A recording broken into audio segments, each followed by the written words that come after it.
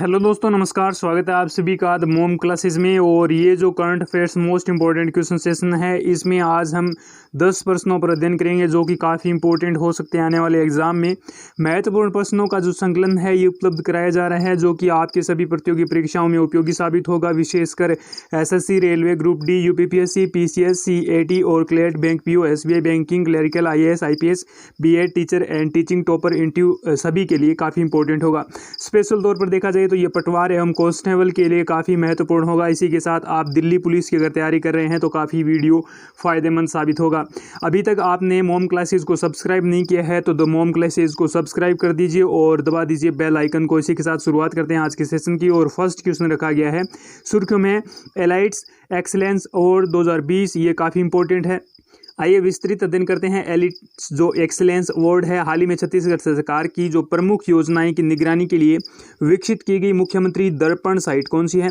दर्पण वेबसाइट है एवं मोबाइल ऐप है।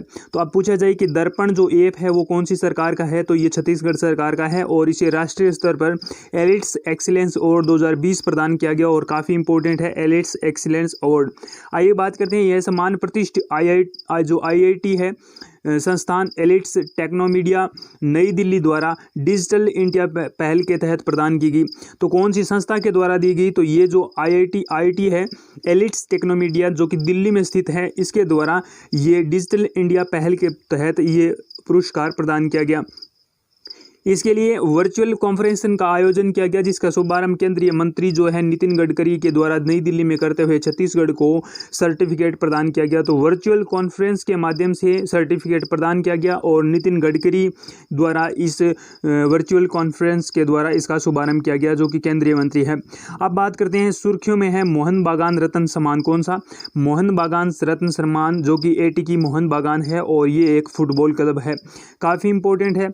हॉकी जो लीजेंड है इसके गुरबख्श सिंह एवं प्रथम श्रेणी के जो क्रिकेटर है कौन है? प्लास नदी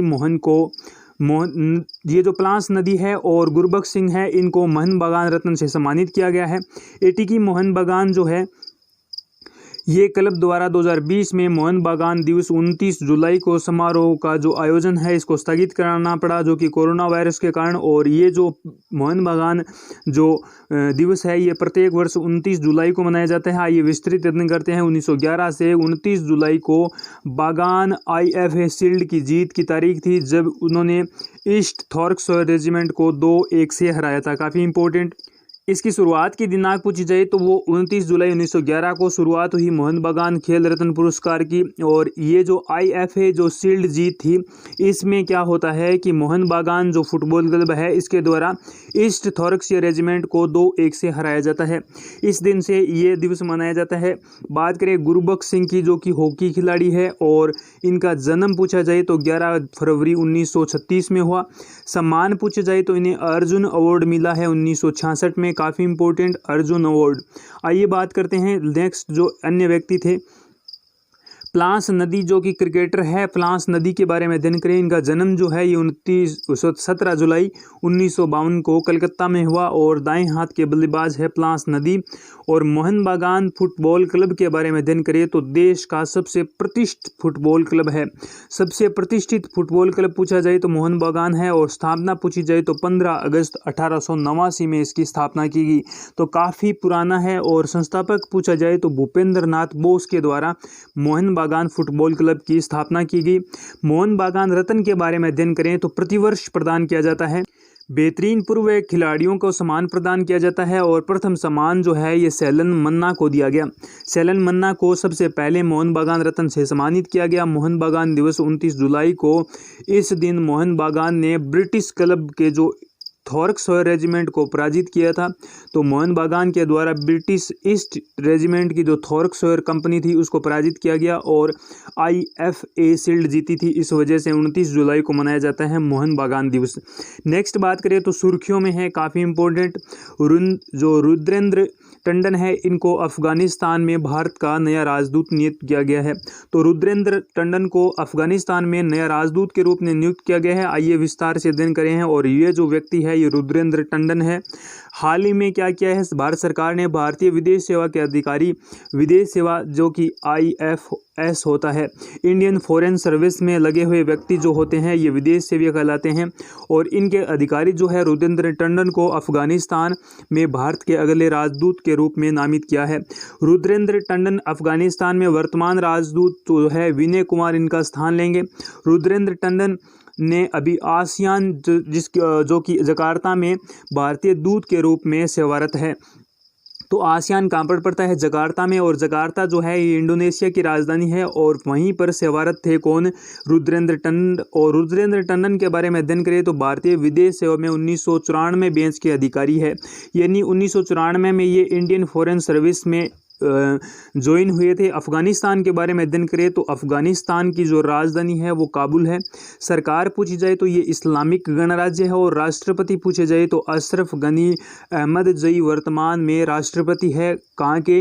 अफगानिस्तान के। क्षेत्रफल पूछा जाए तो 6,52,230 वर्ग किलोमीटर है, तो काफ़ी बड़ी कंट्री है, 6,52,230 किलोमीटर। और मुद्रा पूछी जाए तो अफगान या फिर अफगानी मुद्रा यहाँ पर चलती है। हाल ही में नवनियुक्त राजदूत एवं उच्चायुक्त के बारे में अध्ययन करें जो कि भारत में नवनियुक्त हुए हैं, तो डॉक्टर विधु पी नायर को तुर्कमेनिस्तान के राजदूत नियुक्त किए गए हैं। श्री हेमंत हरिश्चंद्र कोटावल्यर को चेक गणराज्य का राजदूत, विक्रम देरीस्वामी को बांग्लादेश का और गायत्री आई कुमार को ब्रिटेन का, रविश कुमार को फिनलैंड का। और काफ़ी इंपॉर्टेंट है, सभी व्यक्ति आपके सभी एग्जाम की दृष्टि से महत्वपूर्ण हो सकते हैं। वीडियो की अगर आपको करनी है PDF प्राप्त तो लिंक दे रखा है डिस्क्रिप्शन बॉक्स में हमारे व्हाट्सएप ग्रुप एवं टेलीग्राम चैनल का, वहीं से आप हमें ज्वाइन कर सकते हैं और इस वीडियो की PDF प्राप्त कर सकते हैं। सुर्खियों में अशोक लवासा बनाए गए एशिया जो विकास बैंक है इसके उपाध्यक्ष, तो अशोक लवासा को आप भली भांति देख सकते हैं जो कि काफ़ी इंपॉर्टेंट है एग्जाम की दृष्टि से। हाल ही में एशियाई विकास बैंक में भारत के चुनाव आयुक्त जो थे अशोक लवासा, चुनाव आयुक्त रह चुके हैं कौन? अशोक लवासा। इनको उपाध्यक्ष नियुक्त किया गया है किस बैंक में? एशियाई विकास बैंक में। एशियन डेवलपमेंट बैंक के उपाध्यक्ष के रूप में चुना गया है अशोक लवासा को। उनके पद पर प्राइवेट सेक्टर ऑपरेशन और सार्वजनिक निजी भागीदारी यानी PPP के लिए इनकी नियुक्ति दिवाकर गुप्ता के स्थान पर की गई है। तो इससे पहले कौन यहाँ पर नियुक्त थे? तो दिवाकर गुप्ता थे। अशोक लवासा 23 जनवरी 2018 को भारत के चुनाव आयुक्त का पदभार संभाला था। तो 23 जनवरी 2018 को ये बने थे चुनाव आयुक्त। चुनाव आयुक्त अशोक लवासा को अक्टूबर 2022 तक चलेगा, तो अक्टूबर 2022 तक ये चुनाव आयुक्त भी रहेंगे। लवासा के बारे में अध्ययन करें तो पहले केंद्रीय वित्त मंत्रालय में वित्त सचिव रहे थे। तो पहला जो केंद्रीय वित्त मंत्रालय था इसमें वित्त सचिव भी रह चुके हैं अशोक लवासा। और इसके बाद अध्ययन करें तो एशियाई विकास बैंक, स्थापना पूछी जाए तो 19 दिसंबर 1966 को ADB यानी एशियन डेवलपमेंट बैंक की स्थापना की गई। मुख्यालय पूछा जाए तो इसका मुख्यालय है मनीला, फिलीपींस, और फिलीपींस की राजधानी है मनीला। सदस्य देशों की संख्या पूछी जाए तो 68 है। उद्देश्य पूछा जाए तो एशिया में सामाजिक आर्थिक विकास को बढ़ावा देना, यानी एशियन जो कंट्री है इनमें सामाजिक और आर्थिक विकास को बढ़ावा देना एशियन डेवलपमेंट बैंक का मुख्य कार्य रहेगा। ADB में शेयरों का सबसे बड़ा अनुपात जापान का है। तो ADB में सबसे ज़्यादा पैसा लगाने वाला देश कौन सा है? तो ये रहेगा जापान। और काफ़ी इंपॉर्टेंट ये भी हो सकता है एग्जाम की दृष्टि से। स्थापना वर्ष पूछा जाए तो 19 दिसंबर 1966 में। और अगला जो हमारा क्वेश्चन है कि सुर्खियों में है ग्लोबल ह्यूमैनिटेरियन अवार्ड जो है ये काफ़ी इंपॉर्टेंट है जो कि WHO को मिला है। हाल ही में वर्ल्ड ह्यूमैनिटेरियन ड्राइव के ग्लोबल ह्यूमैनिटेरियन अवार्ड 2020 में सचिव अवस्थी को टॉप जो पब्लिश्ड है इनके पुरस्कार से सम्मानित किया गया है। काफ़ी इंपॉर्टेंट, सचिन अवस्थी को यह सम्मान लंदन में आयोजित एक सेमिनार में दिया गया। और सचिन अवस्थी ने हरिद्वार में वाराणसी तक 5 दिवसीय लंबी स्वच्छ गंगा जागरूकता आयोजन किया था। तो स्वच्छ गंगा ये जो पहल थी इसका आयोजन स्वच्छ गंगा जो जागरूकता आयोजन है इसका आयोजन किया गया था सचिन अवस्थी के द्वारा। और ये 5 दिवसीय कार्यक्रम चला था। अब बात करें जो ग्लोबल ह्यूमैनिटेरियन अवार्ड जो है इसके बारे में अध्ययन करें तो ये जो संस्था है ये WHO के द्वारा दी जाती है, वर्ल्ड ह्यूमैनिटेरियन ड्राइव के द्वारा दी जाती है, संबंधित संस्था है। पुरस्कार पूछा जाए तो सामाजिक क्षेत्र में, और उद्देश्य पूछा जाए तो समाज और दुनिया की बेहतरीन योगदान दे रहे लोगों को सम्मानित करना और उनका मनोबल बढ़ाना है। वर्ल्ड ह्यूमैनिटेरियन जो डे है ये WHD है। संस्थापक पूछा जाए तो अब्दुल बासित सैयद है और मुख्यालय इसका लंदन में है और लंदन हमें पता है ब्रिटेन में पड़ता है। क्या है मुख्यमंत्री दर्पण वेबसाइट और मोबाइल ऐप। तो हमने पहले अध्ययन किया था कि ये जो दर्पण जो वेबसाइट है और दर्पण जो मोबाइल ऐप है, इसका जो बेस्ट अवार्ड जो मिला है ये छत्तीसगढ़ सरकार को मिला है और वित्त मंत्री नितिन गडकरी, वर्तमान मंत्री जो है नितिन गडकरी, इनके द्वारा ये प्रदान किया गया। आइए बात करते हैं ये क्या है। छत्तीसगढ़ सरकार के प्रमुख योजनाओं की निगरानी के लिए बनाया गया ऐप है। उद्देश्य नागरिकों को योजनाओं के समय जानकारी प्रदान करना और मुख्यालय सचिव में सरकार की योजनाओं का निगरानी करना। यह पोर्टल कागज रहित और वास्तविक समय के आधार पर निगरानी करने के लिए सहायक है। आइए बात करते हैं छत्तीसगढ़ की। छत्तीसगढ़ की जो राजधानी है वर्तमान रायपुर है और इसी के साथ बात करें तो गठन जो पूछा जाए छत्तीसगढ़ का 1 नवंबर 2000 को हुआ था। तो 1 नवंबर 2000 को छत्तीसगढ़ का गठन हुआ था और राज्यपाल पूछा जाए तो अनुसुईया उइके है और मुख्यमंत्री यहाँ की वर्तमान जो है भूपेश बघेल है। नेक्स्ट हमारा क्वेश्चन है कि लेखक स्टीफन किंग जो कि साहित्य में हॉरर, रहस्य और अलौकिक कल्पना शैली में लिखने के लिए जाने जाते हैं, इनके द्वारा बम पर लिखी गई कहानी की यह किताब बनी है। इसकी जो किताब है ये न्यूयॉर्क टाइम बेस्टसेलर के लिए दी गई है और इसमें ये हैज़ 1 पर आ रही है। स्टीफन किंग की ये जो बुक है काफ़ी इंपॉर्टेंट है और द न्यूयॉर्क टाइम बेस्टसेलर है, इसमें ये हैज़ 1 पर आ चुकी है। आइए बात करते हैं इस बुक के बारे में। इफ़ इट ब्लीड्स, इस बुक का नाम रखा गया है इफ़ इट ब्लीड्स और लेखक पूछा जाए तो स्टीफन किंग है और प्रकाशित पूछा जाए तो 21 अप्रैल 2002 को इसका प्रकाशन हुआ। काफ़ी इंपॉर्टेंट प्रकाशन पूछा जाए तो हेचेंड इंडिया के द्वारा इसका प्रकाशन किया गया और विषय पूछा जाए तो कहानी संग्रह जो कि एल्बर्ट मैकडर्ड मीडिया स्कूल के पास में रखे गए बम पर केंद्रित है। काफ़ी इंपॉर्टेंट है स्टीफन किंग। और स्टीफन किंग के बारे में अध्ययन करें तो वर्ष 1947 में अमेरिका में इनका जन्म हुआ। साहित्य विद्या पूछी जाए तो हॉरर, रहस्य, ड्रामा, गोथिक, अलौकिक कल्पना के लिए इनकी जो पुस्तकें हैं वो जानी जाती है। काफ़ी इंपॉर्टेंट बुक्स लिखते हैं ये। सम्मान पूछा जाए तो नेशनल मेडल ऑफ आर्ट्स इनको दिया गया, अमेरिकी राष्ट्रीय पुस्तक पुरस्कार, ब्रेम स्टोकर पुरस्कार, वर्ल्ड फैंटेसी अवार्ड इनको दिया गया है। अन्य पुस्तक पूछे जाए तो कैरियर है, सैम स्लॉट है, द इंस्टीट्यूट है। हाल ही में ट्रांसजेंडर समुदाय द्वारा समर्थन करने के लिए ये चर्चा में भी आए थे। जो ट्रांसजेंडर जो समुदाय होता है उनकी चर्चा में ये आए थे। नेक्स्ट हमारा क्वेश्चन है कि सुर्खियों में पूर्णतः देश में विकसित न्यूमोनिया के पहले टीके की DCGI में से मंजूरी मिल गई है। तो ये जो पूर्णतः देश में विकसित हुआ है किसका टीका, न्यूमोनिया का, और इसको अनुमति दे दी गई है किसके द्वारा, DCGI के द्वारा। आइए बात करते हैं DCGI के बारे में और क्या ये जो टीकाकरण रहेगा। केंद्रीय स्वास्थ्य मंत्रालय के अनुसार टीके के विशेष वैज्ञानिक समिति इनकी समीक्षा दी है। इस टीके के लिए पुणे की company serum institute of India clinical trial किए थे और सीरम जो इंस्टीट्यूट कंपनी है ये जो इंडिया है इस टीके का क्लिनिकल ट्रायल भारत में अलावा गाम्बिया में भी किया है। अब इसे न्यूकोकस पॉलीसैकेराइड कॉन्जुगेट टीके की DCGI में बाजार में उतारने की अनुमति दी है। न्यूमोनिया के बारे में अध्ययन करें, काफ़ी इंपॉर्टेंट है। डिप्लोकोक्स न्यूमोनी इसका विषाणु नाम होता है। विषाणु की बात करें तो ये जो वायरस होता है कौन सा, डिप्लोकोकस न्यूमोनी, और प्रभावित जो अंग है ये फेफड़े है, जिस प्रकार कोरोना भी फेफड़े को ज़्यादा प्रभावित करते हैं। साथ ही बात करें तो लक्षण तेज बुखार, फेफड़ों में सूजन इसके मुख्य लक्षण है। Drugs controller general of India, ये जो drugs controller general of India जो है इसे कहा जाता है DCGI और इसके निदेशक पूछे जाए तो डॉक्टर VG सोमानी है। मंत्रालय स्वास्थ्य एवं परिवार कल्याण जो मंत्रालय है इसके अंतर्गत आता है DCGI और मुख्यालय पूछा जाए तो नई दिल्ली में है। उद्देश्य भारत में ड्रग्स ट्रायल और उसके उपयोग की अनुमति दी जाती है DCGI के द्वारा। नेक्स्ट हमारा क्वेश्चन है कि सुर्खियों में है महाराष्ट्र की पहली महिला चुनाव आयुक्त नीला सत्यनारायण जो है इनका निधन हो गया। ये जो महिला है कौन है, नीला सत्यनारायण, इनका हाल ही में निधन हो गया और ये महाराष्ट्र की पहली महिला चुनाव चुनाव आयुक्त बनी थी। तो महाराष्ट्र की पहली चुनाव आयुक्त महिला चुनाव आयुक्त नीला सत्यनारायण, जो कि लेखिका भी थी, 72 वर्ष की आयु में कोविड-19 के कारण इनका निधन हो गया।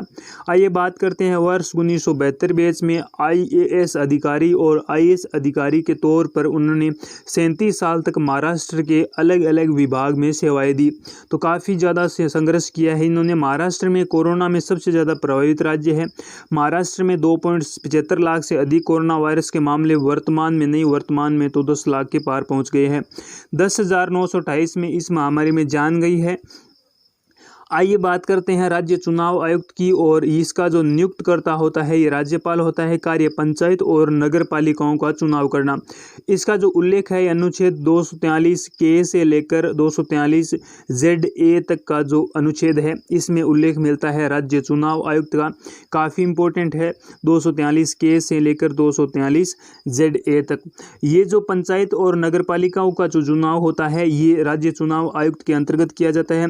नेक्स्ट बात करते हैं महाराष्ट्र के बारे में, जहाँ की राजधानी मुंबई है और यहाँ के जो राज्यपाल है भगत सिंह कोश्यारी है।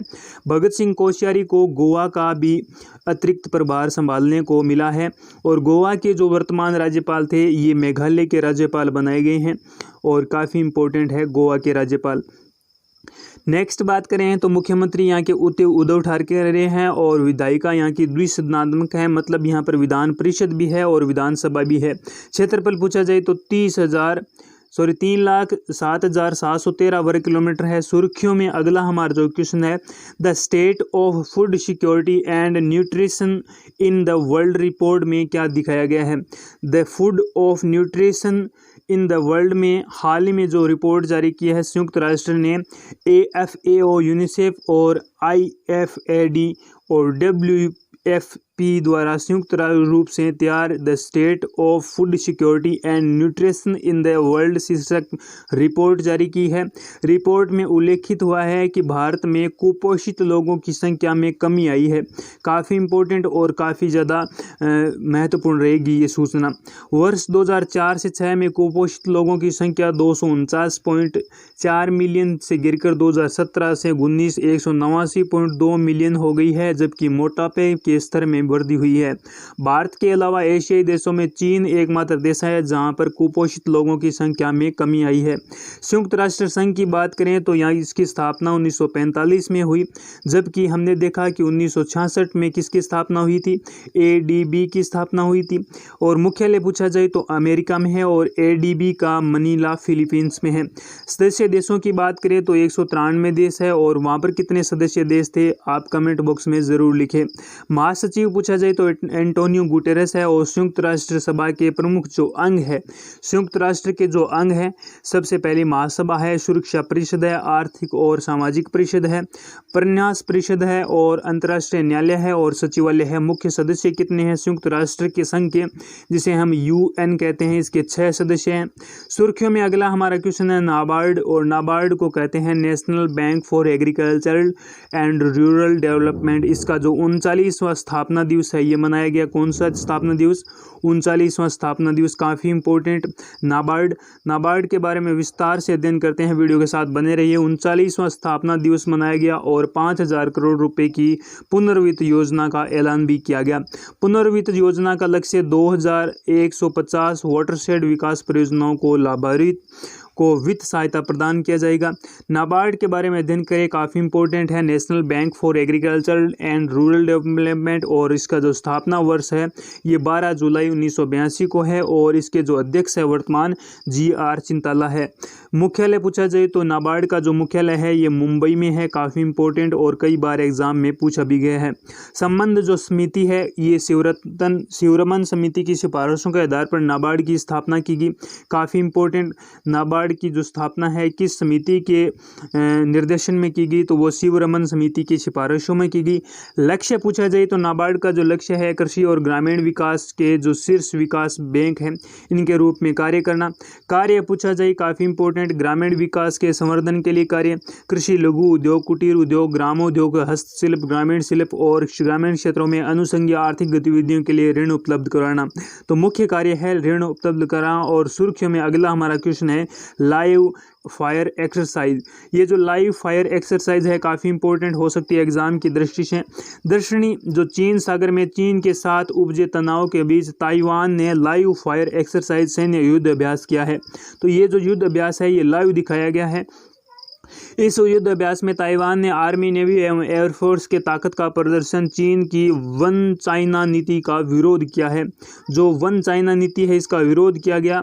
इसमें 8000 सैनिकों ने F-16 फाइटर जेट्स और स्वदेशी फाइटर जेट चिंगकुओ ने अपना शक्ति प्रदर्शन किया। हाल ही में ताइवान ने 10 साल के इतिहास का सबसे बड़ा रक्षा बजट भी पेश किया है। आइए बात करते हैं चीन की जो एक वन नीति है, जो वन चीन नीति है, जिसे वन चीन चाइना नीति जो कहलाती है, वो इसका उद्भव जो है ये 1949 में हुआ। और ये जो चाहता है विश्व में सिर्फ चीन है जो ताइवान चीन का एक हिस्सा है। चीन में कूटनीतिक संबंधों के इच्छुक देश को ताइवान से संबंध तोड़ने होते हैं। इस नीति में तहत अधिकांश देशों में औपचारिक संबंध ताइवान के बजाय चीन के साथ है। आज ये बात करते हैं ताइवान के बारे में। ताइवान की जो राजधानी है ये ताइपे है और राष्ट्रपति यहाँ के पूछे जाए तो साई इन वेंग है। क्षेत्रफल 36,197 वर्ग किलोमीटर है और मुद्रा न्यू ताइवान डॉलर है।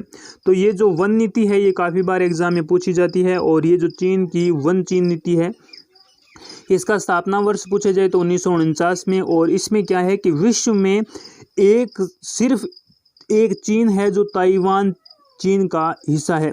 तो ताइवान चीन का हिस्सा है और चीन ने कूटनीतिक संबंधों में इच्छुक देश को ताइवान से संबंध तोड़ने होते हैं। और इस नीति के तहत अधिकांश देशों ने औपचारिक संबंध ताइवान के बजाय चीन के साथ है। तो ताइवान चीन से संबंध तोड़ना चाहता है और चीन कहता है कि ताइवान हमारा ही हिस्सा है। और इस प्रकार हमने आज मोस्ट इम्पोर्टेंट 10 क्वेश्चनों के बारे में अध्ययन किया। वीडियो अगर आपको रिपीट करना है तो ज़रूर रिपीट कीजिए और ध्यानपूर्वक इन प्रश्नों का अध्ययन कीजिए। वीडियो की अगर आपको PDF प्राप्त करनी है तो लिंक दे रखा है डिस्क्रिप्शन बॉक्स में। और इसी के साथ ये वीडियो आप ज़रूर देखें। इसमें अंतर्राष्ट्रीय जो युद्ध अभ्यास है ये काफ़ी इंपॉर्टेंट बताए गए हैं जो कि आने वाले एग्जाम में आपके लिए महत्वपूर्ण साबित हो सकते हैं। चीन के साथ, रूस के साथ, फ्रांस के साथ, जापान के साथ और अमेरिका के साथ जो युद्ध अभ्यास होते हैं ये काफ़ी इंपॉर्टेंट है। और इसी के साथ आज का सेशन यही समाप्त करते हैं। Thank you. हैव